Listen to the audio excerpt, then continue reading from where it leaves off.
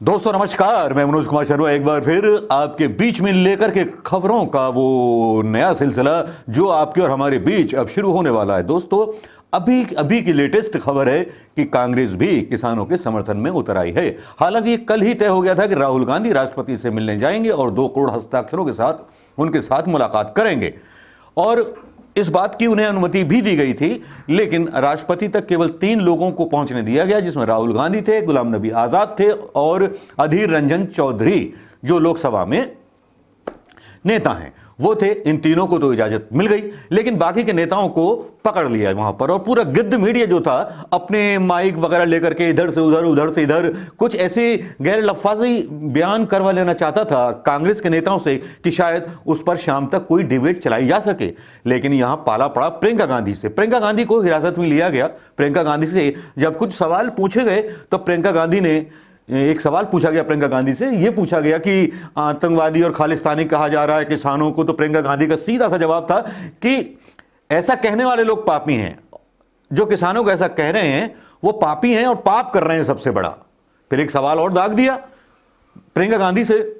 उनसे पूछा गया कि साहब कि सरकार कह रही है कि विपक्ष भड़का रहा है।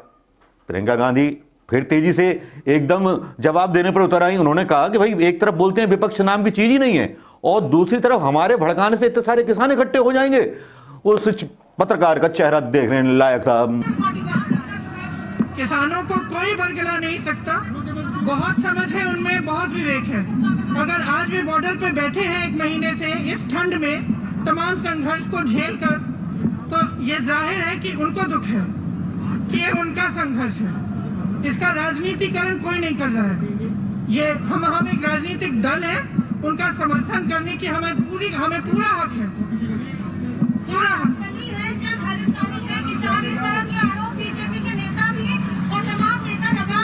देखिए 6 सालों से जो भी इनके खिलाफ बोलता है, जो भी अपने लिए खड़ा होता है, उसको ये कुछ ना कुछ बोलते हैं, इस तरह का कोई नाम दे देते हैं। असलियत ये है किसान इस देश का अन्नदाता है, इस देश का हृदय है। अगर वो बैठा है उसका आदर होना चाहिए, उसकी इज्जत होनी चाहिए, उससे बात की जानी चाहिए, उसकी आवाज सुनी जानी चाहिए। और इस तरह के नाम जो आपने उनके लिए उपयोग किए अभी, ये एक पाप है, ये एक पाप है। अगर सरकार इनको देशद्रोह कह रहा है तो सरकार पापी है। लाल बहादुर शास्त्री ने जय जवान जय किसान का नारा दिया था। आज का नारा कौन क्या है? जवान किसान का बेटा होता है, आप सब जानते हैं, किसान का बेटा होता है। तो किसानों की जो आवाज ठुकरा रहा है, जो नहीं सुन रहा है, जो अपनी जिद पे अड़ा हुआ है, जबकि देश का ठंड में महीनों से बैठा, 1 महीने से बैठा है, तो आप बताइए, तो आप बताइए उस सरकार के दिल में क्या जवान के लिए, क्या किसान के लिए कोई आदर है कि सिर्फ अपनी राजनीति का आदर है, अपने जो पूंजीपति मित्रों हैं उनका आदर है? करोड़ों की स्कीम लॉन्च की है मोदी सरकार ने, क्योंकि कांग्रेस और विपक्ष भड़का रहे हैं, वो मिसलीड कर रहा है किसानों को, इसलिए बैठे हैं वो। उनको तय करना चाहिए। कभी कहते हैं कि हम इतने दुर्बल हैं कि हम विपक्षी नहीं हैं, कभी कहते हैं कि हम में इतनी क्षमता है कि हम लाखों किसानों को 1 महीने के लिए बॉर्डर पे बिठा रहे। अरे तय करें, वो तय करें ना हम क्या हैं, या तो हमें क्षमता है ही नहीं। प्रियंका गांधी वाड्रा 2-2 कहते हुए और मतलब उसकी तो खत्म हो गई थी, मतलब उसका बैंड बज चुका था। अब राहुल गांधी बाहर आते हैं, सारे पत्रकारों के कैमरे राष्ट्रपति भवन की तरफ से आने वाली सड़क पर लगे रहते हैं और राहुल गांधी वहां से आते हैं और आने के बाद अपनी पीसी में सरकार को अच्छी तरह से घेरते हैं। वो सरकार पर फिर वही अपने आरोप दोहराते हैं, चाइना की बात करते हैं, किसानों के 3 कानून वापस लेने की मांग करते हैं और चिरपरिचित अंदाज में एक तरह से बोल देते हैं कि मैंने कोरोना के बारे में बोला था, मेरी आशंका सही साबित हुई, अब मैं फिर से चेतावनी दे रहा हूं, लेकिन उसके बाद भी सरकार सुनने को तैयार नहीं है। मोदी जी किसी युवा को रोजगार नहीं दे पाएंगे। और फिर एक सवाल के जवाब में उन्होंने बहुत बढ़िया उतारी मीडिया की। जब उनसे पूछा गया कि सरकार ये बोल रही है, तो राहुल गांधी ने साहब बोला जो भी उनके खिलाफ बोलता है वो उसको आतंकवादी बता देते हैं। तो ये तो स्ट्रेटजी रही है सरकार की पहले से कि जो उनके खिलाफ बोले या सवाल करे उसको देशद्रोही बता दो या आतंकवादी बता दो। ये कोई नई बात नहीं है। तब राहुल गांधी जी के कुछ बयान के अंश में यहाँ डाल रहा हूँ, प्रियंका गांधी के भी कुछ अंश यहाँ डाल रहा हूँ, ये आपके लिए है, ये आप सुन लीजिए।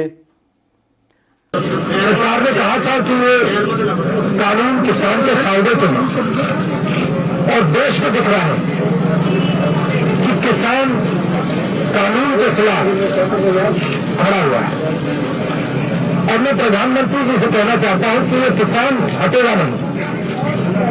प्रधानमंत्री को ये नहीं सोचना चाहिए कि किसान और मजदूर घर चले जाएंगे, नहीं जाएंगे। जब तक ये कानून वापस नहीं लिया जाएगा, जॉइंट सेशन कीजिए और कानून को एकदम वापस लीजिए, क्योंकि किसान वापस नहीं जाने वाला है। और हम सब विपक्ष की सब पार्टियां किसानों के साथ, मजदूरों के साथ खड़े हैं और खड़े रहेंगे। जिस प्रकार से ये कानून पास किया गया वो भी बिल्कुल गलत था।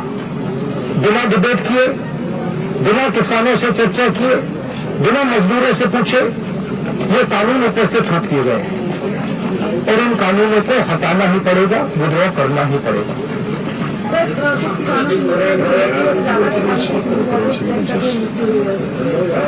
हम दिल्ली में राष्ट्रपति के पास गए हैं, बट हम करोड़ों सिग्नेचर्स लेके गए। हम किसान की आवाज राष्ट्रपति जी को तक ले गए। सर्दी का मौसम है और पूरा देश देख रहा है कि किसान दुख में है, दर्द में है और मर भी रहे हैं। प्रधानमंत्री को सुनना ही पड़ेगा। और मैं एडवांस में चीज बोल देता हूं, मैंने कोरोना के बारे में बोला था कि नुकसान होने जा रहा है। उस समय किसी ने नहीं बात सुनी और आज मैं फिर से बोल रहा हूं, किसान के सामने, मजदूर के सामने कोई भी शक्ति नहीं खड़ी हो सकती है। अगर प्रधानमंत्री जी ने कानून वापस नहीं दिए, सिर्फ बीजेपी को नहीं, सिर्फ आरएसएस को नहीं, देश को नुकसान होने जा रहा है। राहुल जी, बार-बार बीजेपी की तरफ से कहा जा रहा है कि जो किसान बैठे हुए और ये नक्सल है, खालिस्तानी है, विपक्ष इन्हें बरगला रहा है, इसके लिए क्या आरोप लग रहा है? देखिए, बीजेपी नरेंद्र मोदी जी का एक ही लक्ष्य है और वो किसान समझ गया है, मजदूर समझ गया है। लक्ष्य है कि उनके आसपास जो 2, 3, 4 बड़े क्रोनी कैपिटल्स हैं, उनके लिए पैसे बनाने का काम नरेंद्र मोदी जी करते हैं। जो भी नरेंद्र मोदी जी के खिलाफ खड़े होते हैं वो उनके बारे में कुछ ना कुछ गलत बोलते रहते हैं। किसान खड़े रहेंगे तो किसान को आतंकवादी बोलेंगे, मजदूर खड़े रहेंगे तो मजदूर को आतंकवादी बोलेंगे। एक दिन अगर मोहम्मद खड़े रहे तो कहेंगे जरूर आतंकवादी।